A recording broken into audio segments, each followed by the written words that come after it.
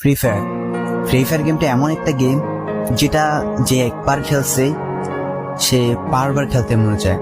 প্রথম পারবে না, চেষ্টা করতে করতে যখন পেরে যায় তখন আর ছাড়ে না।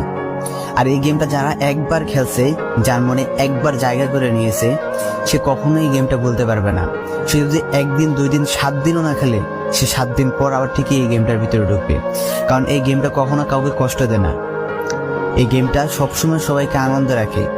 এই গেমটাতে আমি অনেক সময় কাটাইছি, আর এটা আমি কখনো ভুলতে পারবো না। এই গেমটা আমার কাছে এমন একটা গেম যেটা কিনা আমি বলে বোঝাতে পারবো না।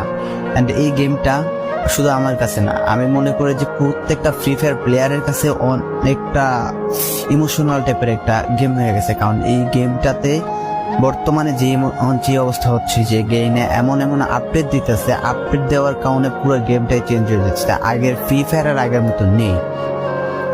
তো এই কারণে হয়তো কোনো এক সময় আমরা এই গেমটা ছাইড়া দিতে হবে, তবে ছাড়া হবে না। যদি ছাড়া হয় তাহলে শুধুমাত্র গেমটা ব্যান্ড হওয়ার পরে ছাড়া হবে। তো যদি পার্মানেন্টলি গেমটা ব্যান করে দেয় তাহলে আমাদের এই গেমটা থেকে বিরত থাকতে পারবো।